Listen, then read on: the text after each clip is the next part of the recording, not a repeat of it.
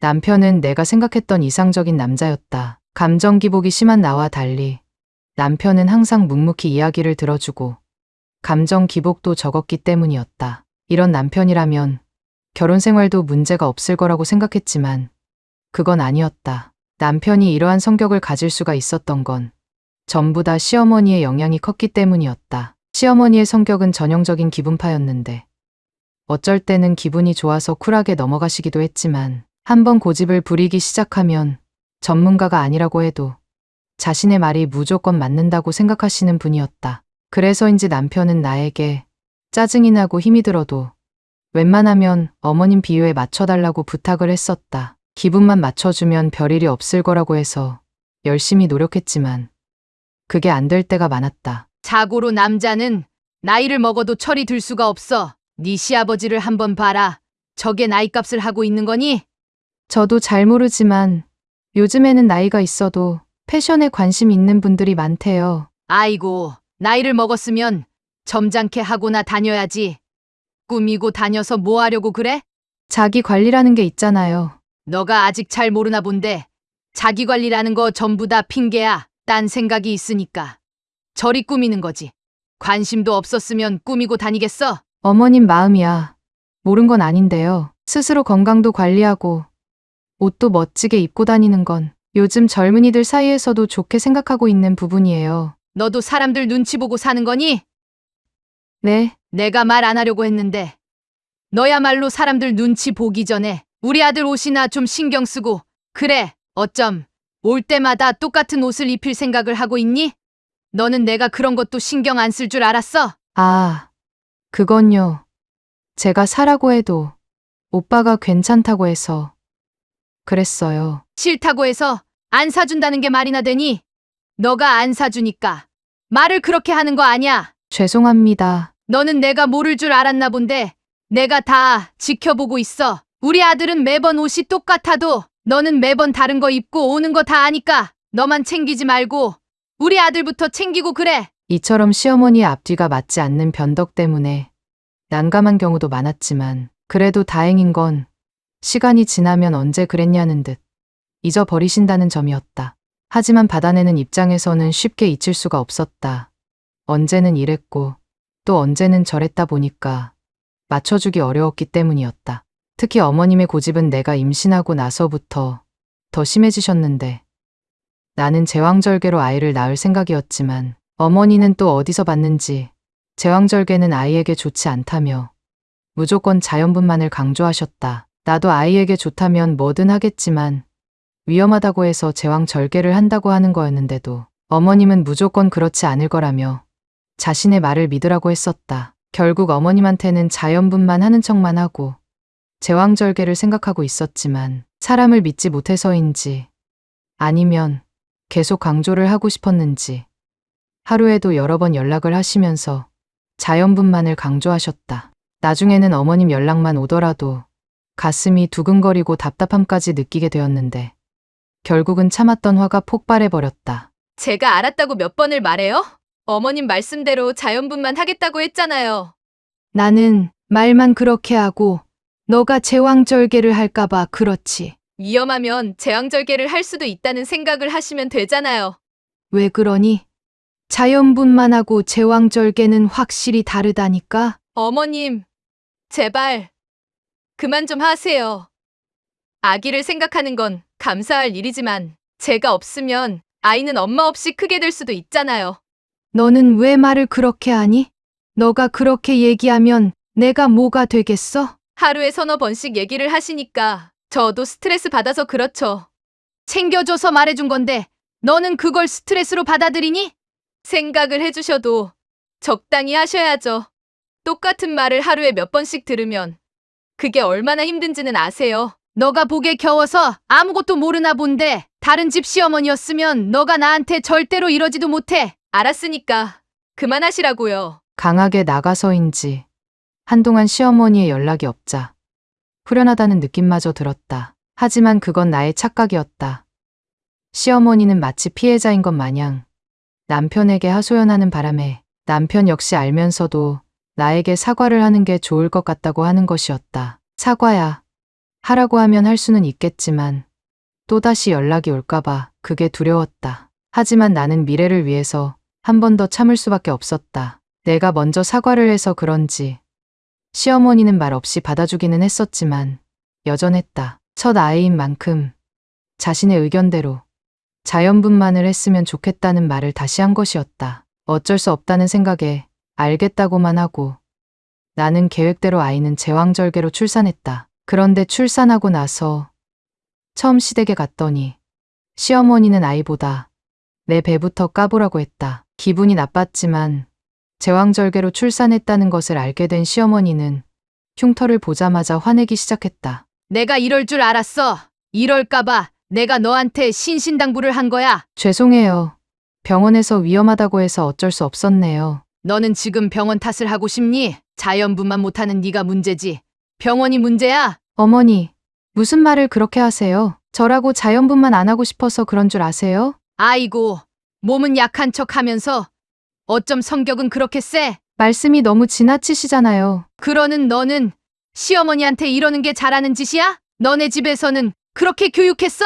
저 그냥 집으로 갈게요. 시어머니의 막말 때문에 더 이상은 시댁에 있고 싶지 않았다. 남편도 이건 아니다 싶었는지 말없이 나를 따라서 집으로 가기로 했는데 이것을 지켜본 시아버지는 왜 칭찬을 못해줄 망정 화를 내냐며 시어머니와 말다툼을 하기 시작했다. 하지만 두 분의 싸움을 말릴 기분도 아니라서 나는 그냥 집으로 돌아왔지만 남편은 집에 와서도 나를 위로해주지 못했다. 왜냐하면 시어머니가 더 이상은 시아버지와 못 살겠다며 몇 시간 동안 남편에게 하소연을 했기 때문이었다. 그런 모습을 보니 왜 남편이 감정 기복이 없는지를 알 것 같았다. 나였으면 감정이 폭발하던가 아니면 감정이 죽었을 것 같은 기분이었기 때문이었다. 그런데 기가 막힌 건 한동안 연락이 없을 거라고 생각했었는데 시어머니는 지난 날을 잊어버렸는지 아니면 철판이 두꺼운 건지 아무 일도 없다는 듯 연락을 해왔다. 다음 주에 집에 좀 오렴.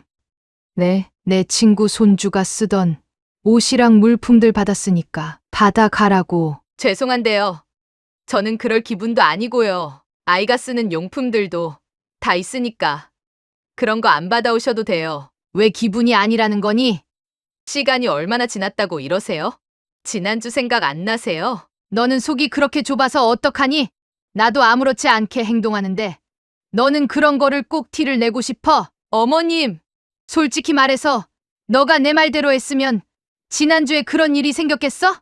괜히 너 때문에 부부싸움까지 한 건 바로 나야. 그러니까 아무 말 말고 다음 주에 와. 막무가내인 시어머니 때문에 어이가 없었다. 왠지 이대로 가다가는 시어머니가 원하는 대로 끌려다닐 것 같은 기분이 들었기 때문이었다. 더 이상 이대로 있으면 안 되겠다는 생각에 시어머니가 오라고 한 날에 가지 않고 친정으로 가버렸다. 그리곤 남편에게 말해서 핸드폰에 전원을 끄고 잠수를 타버렸는데 이게 화근이었다. 집에 돌아와 보니 시어머니가 집 앞에서 지키고 있었던 것이었다. 연락도 안 되니까 걱정돼서 왔다고는 했지만 그 핑계로 집 비밀번호를 알려달라고 하셨다. 이건 아니다 싶어서 어머님이 오시면 제가 문 열어드릴게요. 라고 했지만 시어머니는 내 말은 못 믿겠다고만 하셨다. 어쩔 수 없이 나중에 번호를 바꿔야겠다는 생각으로 알려드렸지만 문제는 엉뚱한 데서 터져버렸다. 우리 집까지 쫓아온 게 마음에 안 들었던 시아버지가 결국은 시어머니와 이혼을 하자고 한 것이었다. 정말로 이혼하시겠대? 마음 단단히 먹으셨나 봐. 생각해보면 아버지도 많이 참긴 참으셨지. 그렇지만 이제 와서 이혼하시면 어머님은 어떻게 해? 그거야 모르지.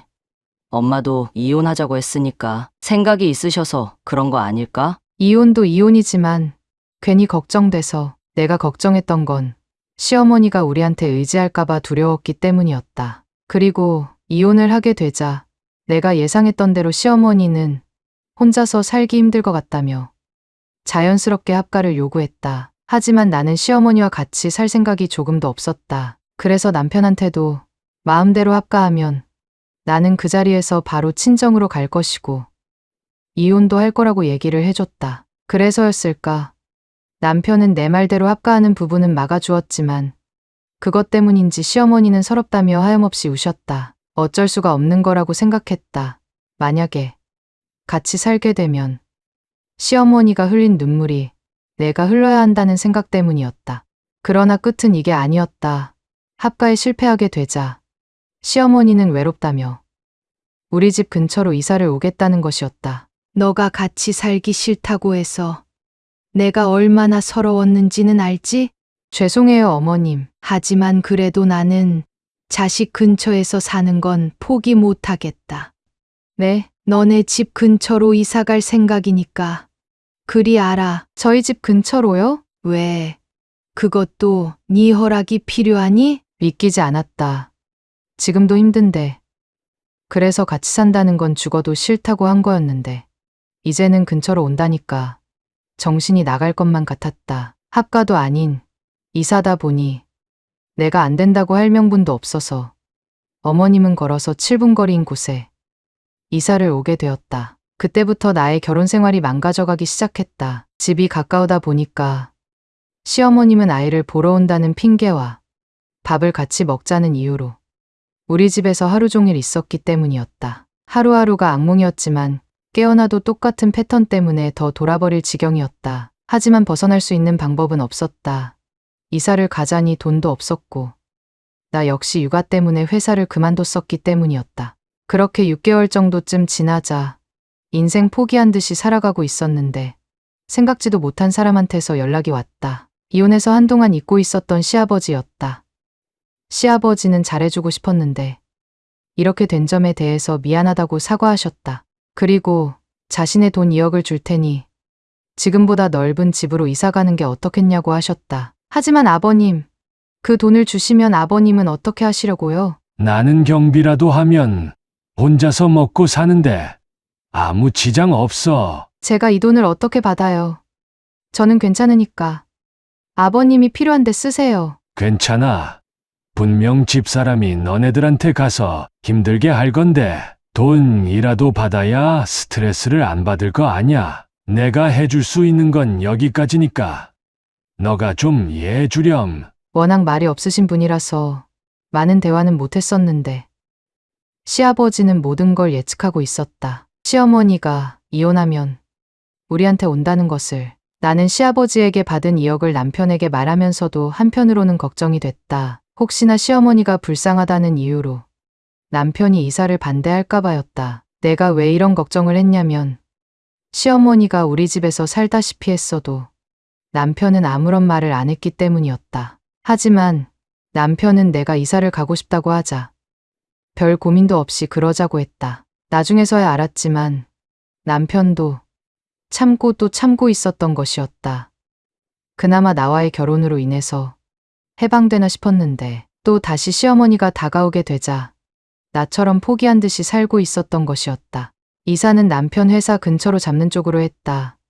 지금보다 먼 곳은 아니었지만 차 타고 30분은 가야 할 거리였다. 우리가 이사를 간다는 사실을 알게 되자 시어머니는 난리가 났다. 남편도 자신을 버렸는데 자식까지 버리고 간다는 것 때문이었다. 너희가 어떻게 나한테 이럴 수가 있어?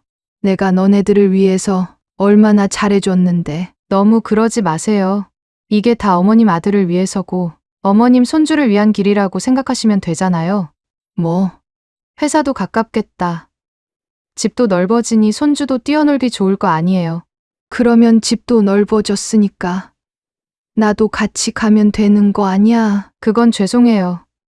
제가 아무래도 회사를 다녀야 하니까 저희 친정엄마가 집에 와서 아이 돌봐주기로 했거든요. 그건 내가 해도 되는 일이잖아. 어머님이 거기서 왔다 갔다 하실 수 있겠어요? 거기다가 저희는 따로 돈도 드리기 힘들 건데. 뭐? 친정엄마는 다 필요 없다고 하셔서 제가 와달라고 한 거예요. 그러니 어머님이 이해를 해주세요. 하지만 시어머니는 쉽게 포기할 사람은 아니었다. 끝까지 자신이 모든 일을 하겠다고 우기셨지만 나는 친정엄마한테도 기회를 줘야 한다며 안 된다고 거부했다. 이사하고 나서는 해방감이 들었다.